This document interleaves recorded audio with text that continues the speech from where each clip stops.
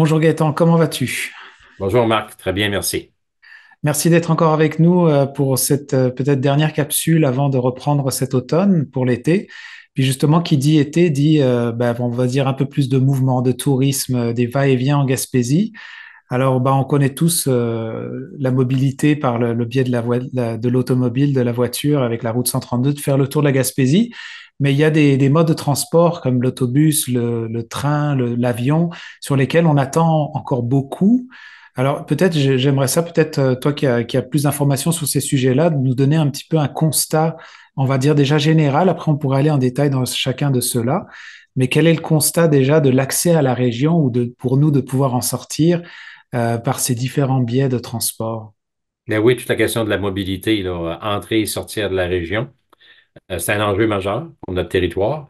Euh, il y a un dossier qu'on n'a pas parlé souvent, puis on peut peut-être glisser dans notre entretien, si tu permets, c'est la question de la fameuse autoroute 20, le prolongement de l'autoroute 20.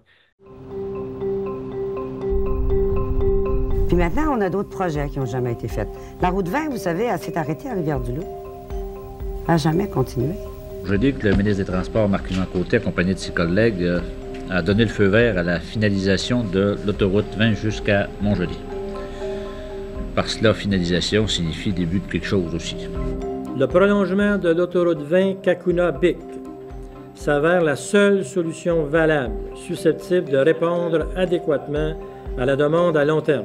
Je suis tout à fait heureux d'être parmi vous aujourd'hui pour l'inauguration de ce nouveau tronçon de route. L'autoroute 20, c'est une autre de nos grandes priorités, compléter donc l'autoroute de Kakuna jusqu'au Bic. Juste avant la ville de Trois-Pistoles, il y a un fameux pont à construire. C'est une rivière qui est compliquée parce que c'est très haut, c'est escarpé, assez cher. Alors l'idée de faire en sorte que lorsqu'on va arriver à la rivière, on sera en mesure de traverser le pont. Parce que oui, on parle de transport passager par le train, par l'avion, mais il y a beaucoup de gens encore aussi qui prennent leur auto parce qu'on n'a pas le choix. Les autres modes de transport étant absents, on doit souvent se résigner à prendre notre véhicule. Et un dossier qui présentement là, a du plomb dans l'aile, c'est la question de la prolongation de l'autoroute 20, qui dans le dernier programme québécois d'immobilisation n'a pas été inscrit. En tout cas, donc, il y a comme un suspens, là. Pas beaucoup de budget qui ont été alloués pour le prolongement de l'autoroute 20. Les gens du Bas-Saint-Laurent étaient très déçus, voire fâchés, parce que c'est un dossier qu'on espérait là, aurait pu évoluer hein, d'année en année. On veut idéalement amener une vraie autoroute 20 là, en face. Les gens disent on n'a pas une 20, on a une 10 parce qu'on a seulement on a un seul tronçon pour aller et revenir vers l'est et vers l'ouest. Donc, prolonger la véritable autoroute 20, ça, c'est un dossier qui présentement là, ne bouge pas beaucoup auprès du gouvernement. Donc, ça, c'est pour ce qui est de l'autoroute.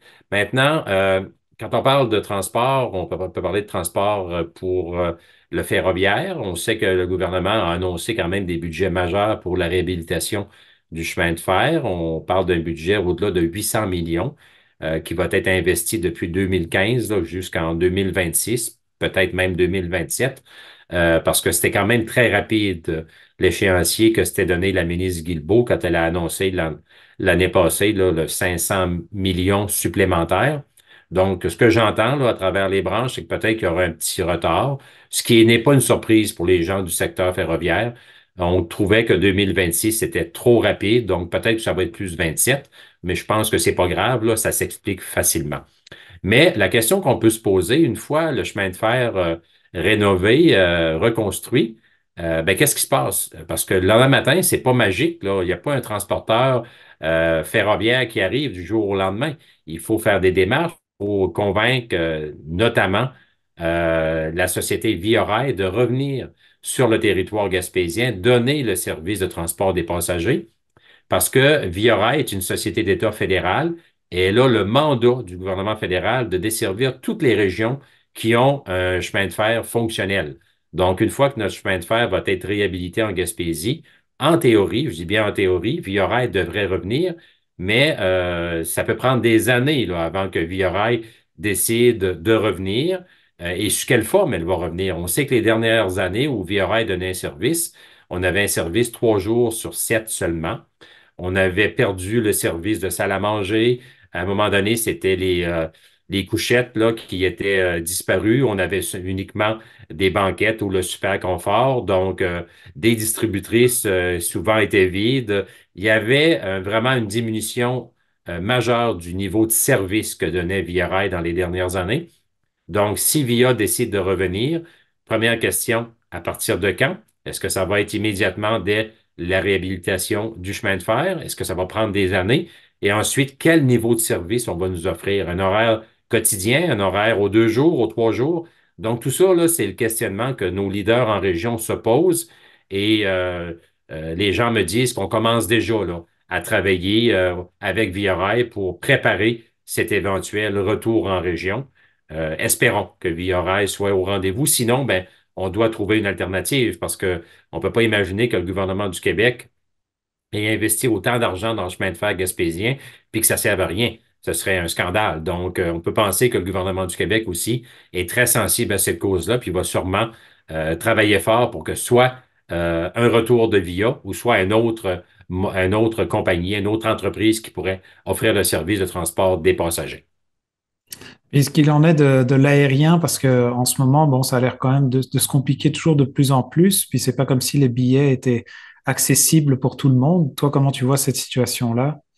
Ben effectivement, du côté aérien, moi, je suis de très près ce dossier-là. J'ai une collaboratrice au sein de mon entreprise là, qui fait une veille là, constante sur la situation des billets d'avion en Gaspésie. Puis, dans les derniers mois, ce qu'on se constate, c'est qu'il y a encore malheureusement un taux qui gravite autour de 40, entre 40 et 50 du temps. On ne peut pas avoir un billet aller-retour vers les grands centres dans un délai raisonnable et au fameux prix de 500 dollars, qui était le programme gouvernemental qui a été mis en place.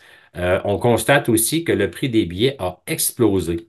On est rendu à des billets de 1500, 1800 dollars aller-retour, disons Gaspé vers Montréal. Ça, c'est du jamais vu, là.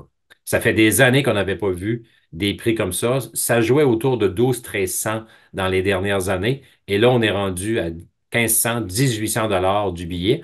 Et on peut se poser la question, pourquoi les prix ont augmenté autant que ça? Parce que les avions sont pleins. Ils sont toujours pleins, assez qu'il n'y a pas de place. Donc, si un avion est plein, il est rentable. S'il est rentable, pourquoi payer 2 à 3 fois plus cher que partout ailleurs au Canada? Moi, je pense il y a matière à se questionner sérieusement. Et peut-être qu'une des pistes de solution, c'est que le gouvernement a c'est pratiquement un bord ouvert pour les compagnies de transport parce que le gouvernement s'engage à payer la différence entre le 500 dollars, le premier 500 dollars que le citoyen paye et le prix réel du billet. Donc, s'il n'y a pas de plafond, c'est dangereux que les compagnies exagèrent, augmentent leur prix, sachant bien que le citoyen lui paye 500 dollars, puis pour se rendre à 1800, ben, le 1300, c'est le gouvernement du Québec qui le paye. Donc, il y a peut-être de l'exagération à ce niveau-là. Ce serait un élément à pousser plus à fond en termes de vérification, là, par souci de saine gestion de nos fonds publics. Mais au-delà de ça, nous, comme Gaspésiens, comme Gaspésiennes, ce qu'on déplore présentement, c'est que une fois sur deux, malheureusement, on ne peut pas avoir un billet aller-retour de la Gaspésie vers les grands centres, parce que soit qu'il n'y a pas de place, soit que l'avion a été cancellé, soit qu'il y a un problème mécanique, soit qu'il y a un problème de manque de personnel, ou encore, soit que le nombre de billets limité à 500 dollars est échu, est franchi, puis là, on doit payer le plein montant, ce qui devient complètement exorbitant. Et pour terminer, là, vite fait, parce que je vois qu'il nous reste quelques minutes, mais est-ce que l'Agence des transports va pouvoir régler tout ça? Alors, je sais qu'on a parlé un petit peu rapidement dans notre sujet la dernière fois, mais l'idée, j'imagine qu'il y a une volonté de vouloir supporter quand même tout ça, j'imagine, un minimum.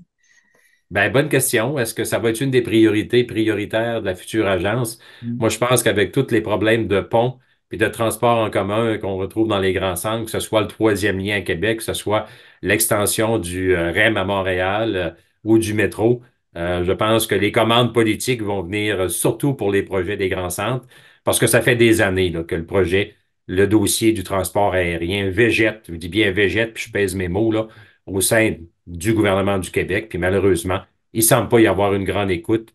Puis ça ne semble pas être un dossier qui serait traité de façon prioritaire. Là, on ne sent pas cette préoccupation-là du côté politique.